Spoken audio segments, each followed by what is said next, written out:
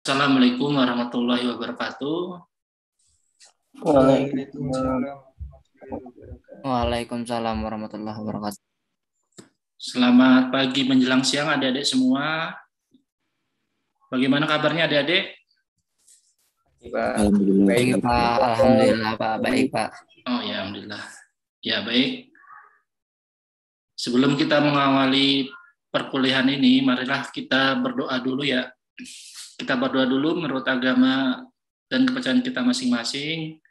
Berdoa dipersilahkan. Berdoa selesai. Ya baik adik-adik semua. Pada pertemuan kita hari ini kita akan membahas tentang IoT ya. Dari adik-adik mungkin sudah ada yang pernah dengar IoT? Pernah Pak? Nggak pernah ya? Bisa jelaskan? Sekedar mendengar Pak. Oh gitu. Oh ya. Apa itu Internet of Things? Nah di situ ini Internet of Things adalah jaringan benda-benda fisik atau thing yang tertanam atau embedded dengan elektronik, perangkat lunak, sensor, dan aktivitas untuk memungkinkannya untuk mencapai nilai yang lebih besar dan layanan dengan bertukar data dengan produsen, operator, dan perangkat lain yang terhubung. Things artinya segala. Berarti kata kuncinya adalah semua barang fisik yang dapat dimonitor dan dikendalikan dari jarak jauh menggunakan internet. Nah itu ya, adik-adik ya. Bisa dipahami adik-adik ya? Halo, bisa, adik-adik? Pak. Ya.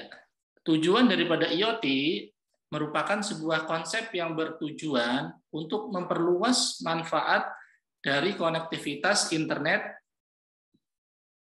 yang tersambung secara terus-menerus. Nah, dia kan internet dia secara terus-menerus ya.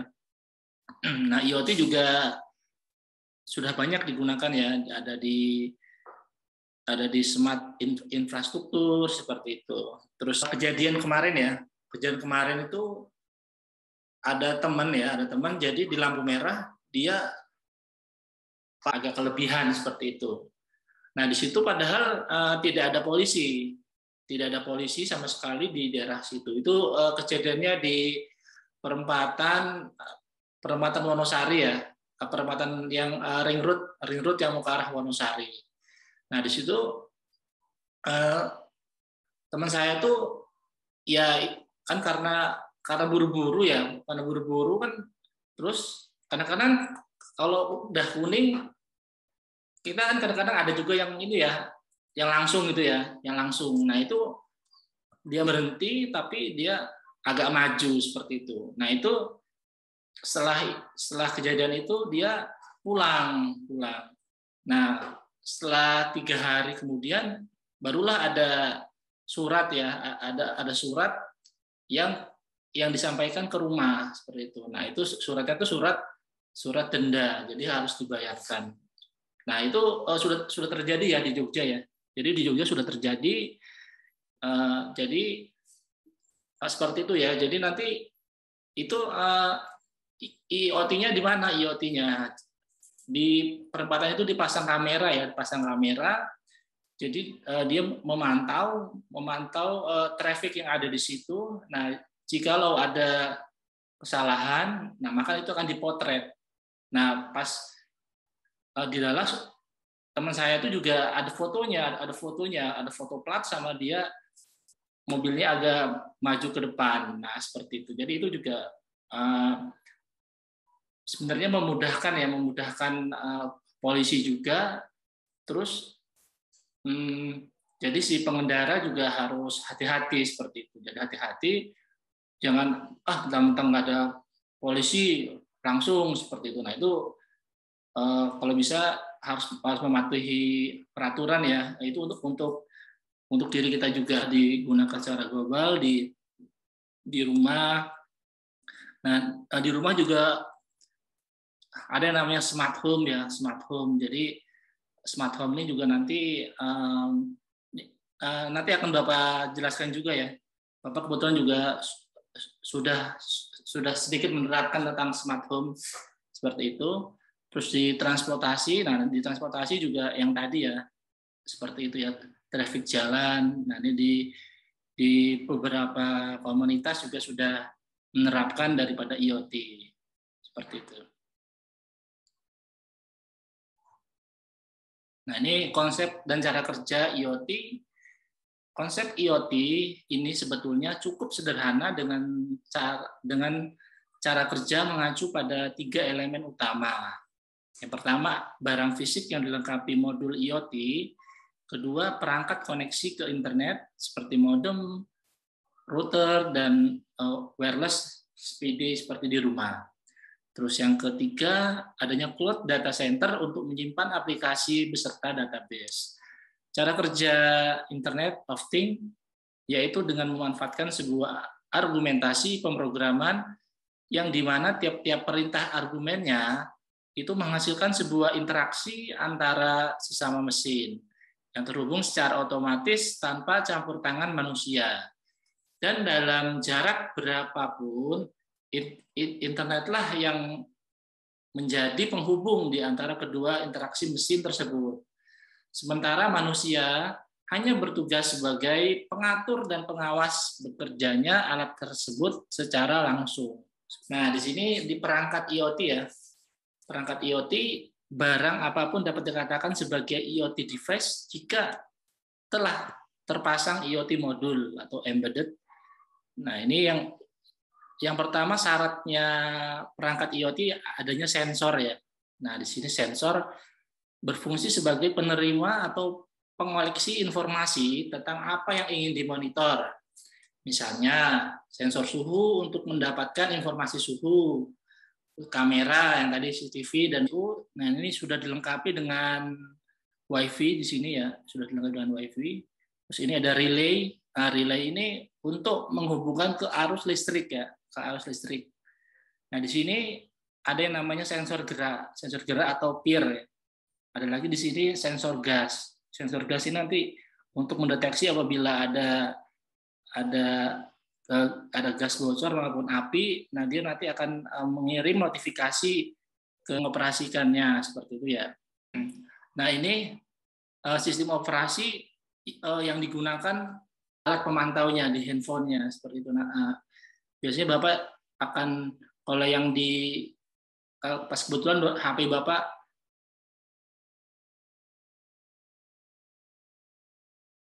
program billing ya, program billing ini di khusus iOS ya.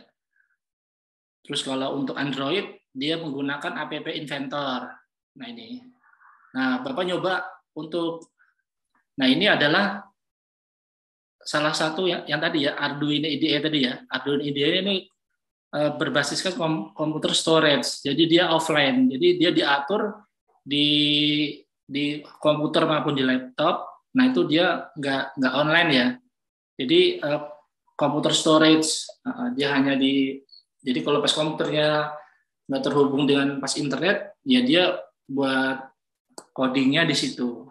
Coding di situ nanti kalau udah jalan, nah baru di pas compile baru di save seperti itu. Nah kalau yang ini pakai menggunakan Firebase. Nah, Firebase ini sudah ini ya, program sudah online ya. Nah, ini Firebase dia sudah online. Jadi dia berbasiskan cloud storage. Jadi penyimpanan di awan seperti itu. Nah, di sini ya.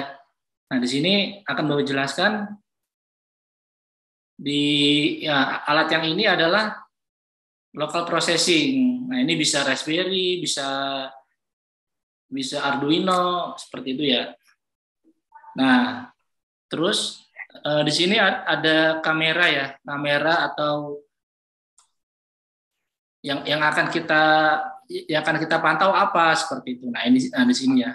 Nah, ini sebagai contoh ini kamera.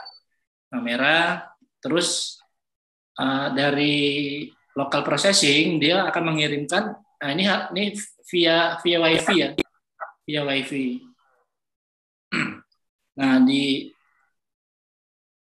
local processing akan mengirimkan data ke Firebase. Nah, Firebase dia ada di cloud ya, penyimpanan di cloud seperti itu. Nah, setelah itu baru dia akan mengirimkan data ke pengguna. Nah, ini pengguna ya, akan pengguna. Nah, di pengguna ini yang ini tergantung HP-nya. HP-nya apa? HP-nya Android apa ini apa iPhone. Nah, jadi kalau misalkan Android dia menggunakan App Inventor. Apabila dia uh, iPhone dia menginstal Billing seperti itu. Nah, ini program Firebase dia cloud processing dari ini ya, Google Cloud Platform seperti itu. Yang keempat, jalur komunikasi, harus ada WiFi ya, harus ada WiFi seperti itu. Yang kelima adalah keluaran. Nah, keluaran ini kira-kira apa yang akan kita itu ya, yang akan kita pantau apa seperti itu. Jadi kata kuncinya yang pertama yaitu ada sensor, kedua ada sistem operasinya seperti itu ya. Nah, pertama ada sensor, kedua ada CPU atau komputer atau microcontroller, yang ketiga ada sistem operasinya, yang keempat ada jalurnya ya, jalur komunikasi baik Bluetooth maupun Wi-Fi-nya yang terhubung ke internet. Yang kelima adalah apa yang akan kita pantau seperti itu.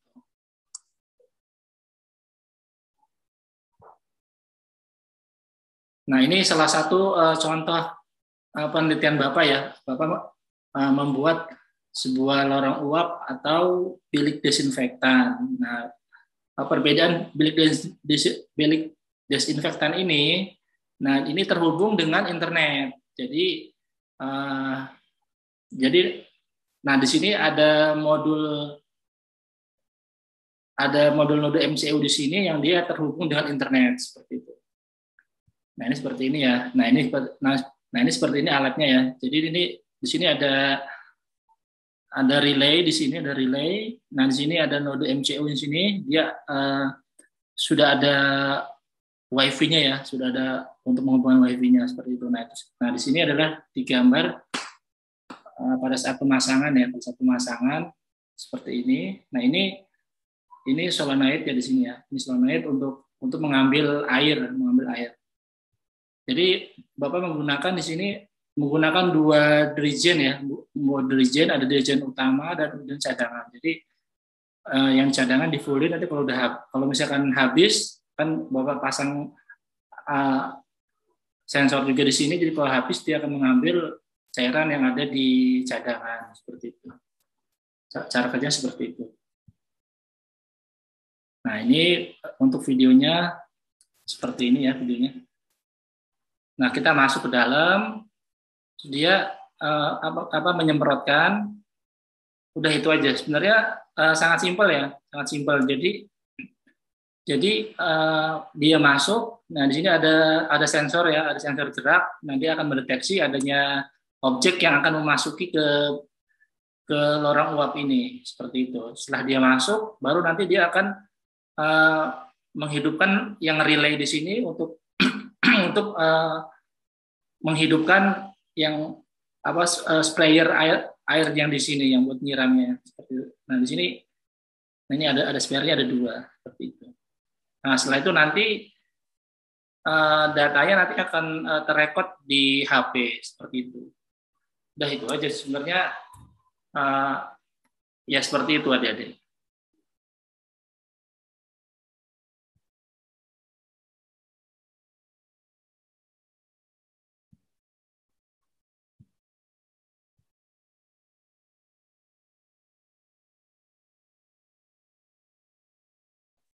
Nah, ini yang contoh yang tadi ya. Contoh tadi adalah penelitian Bapak tentang lorong uap IoT ataupun bilik desinfektan.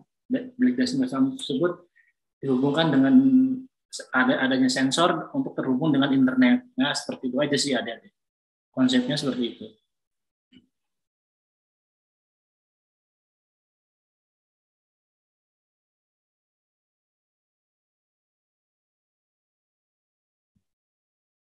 Nah, ini ya. Ini adalah jurnalnya punya Bapak ya. Nah, ini jurnal Bapak. Nah, ini Bapak jadi penulis pertama. Nah, ini yang kedua dan ketiga ini dari prodi yang lain ya. Jadi ini kan masih berupa rangkaian ya. Baru kita buatkan box ya. Kita buatkan box. Yang ini yang sensor yang tadi ini sensor ultrasonik untuk sensor gerak dan jarak. Nah, ini pasang di sini seperti itu. Nah, ini pada saat pengetesan seperti itu. Terus ini, nah ini alat sensornya dipasang di depan ya, seperti itu. Nah ini salah satu tampilannya. Nanti akan terdeteksi ya jaraknya. Nah, ini jaraknya ini. Jadi kalau misalkan kan ini kan bisa diukur ya jaraknya, nanti orang akan pas masuk akan bisa terdeteksi seperti itu. Jadi kalau ada orang yang lewat di luar daripada box itu nggak akan terdeteksi dan sprayer tidak nyala seperti itu. Nah, ini seperti. Nah setelah itu juga nanti bisa dimonitor menggunakan ThingSpeak ya. ThingSpeak ini sebuah layanan yang ada sebuah layanan untuk mengukur ini ya, untuk mengukur dan membaca sensor ya, untuk mengaplikasikannya seperti itu. Menggunakan ThingSpeak. Nah, ini pada saat pengujian. Ya, mungkin itu. Dari sini mungkin ada yang tanyakan, Adik? Pak, izin bertanya. Oh iya. Mengenai itu Pak, Ya. yang lampu merah tadi yang Bapak jelaskan, itu kan kalau ada kesalahan kan otomatis ya Pak? Iya. Nah, itu berarti kameranya itu memotret secara otomatis kesalahan atau harus dimonitor dulu sama orangnya Pak? Nah itu juga bisa secara otomatis dan bisa juga manual. Kalau secara otomatis berarti dipasang sensor ya, dipasang sensor di area situ. Jadi nanti sama seperti cara kerja punya Bapak ya. Jadi sensor punya Bapak kan kalau ada objek yang melewati baru dia terbaca seperti itu. Nah kalau yang di traffic itu berarti apabila ada objek yang melewati pada saat lampu merah, kan kalau lampu hijau kan sensor itu kan akan nyala terus ya, akan nyala terus. Tapi kan kita program jadi apabila merah dan ada objek yang melewati dari garis yang dimonitor oleh sensor, nah itu berarti dia langsung akan menghidupkan kamera seperti itu. Jadi, nah ini hasil daripada penelitian Bapak itu, kalau kita membuat sebuah produk maupun program, nah itu untuk membuat penelitian, terus membuat produk dan jadi produk sederhana, nah itu baru Bapak mencatatkan untuk ciptaannya Bapak seperti itu. Nah ini ya, nah ini ciptaan ini. Ini Rama, nah ini tentang hak cipta ya, hak ciptanya. Nah ini PPL lorong uap. Untuk aplikasi yang lain ini adalah salah satu contoh penerapan IoT juga dengan kamera ya. Nah di sini ini jadi di tiap spot Bapak pasang kamera ya, untuk memantau ya, untuk memantau seperti itu. Nah ini seperti ini ya. Jadi nanti, nah ini kan bisa dilihat ya, bisa di zoom. Nah seperti itu. Nah ini juga salah satu contoh dari aplikasi IoT ya, dari penerapan IoT seperti itu. Nah di sini.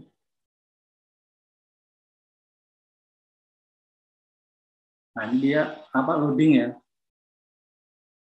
Jadi Bapak di HP pakai internet. Nah, di sini juga kameranya juga terhubung internet. Seperti itu. Nah, itu. Nah, di sini kan bisa kelihatan ya. Bisa kelihatan. Nah, tapi untuk Bapak zoom di kamera, ini platnya nggak kelihatan ya. Platnya nggak kelihatan. Tapi kalau kan Bapak juga masang komputer juga di kantor tersebut, itu bisa kelihatan. Kalau ini pecah nih. Pecah. Seperti itu adik-adik. Nah ini.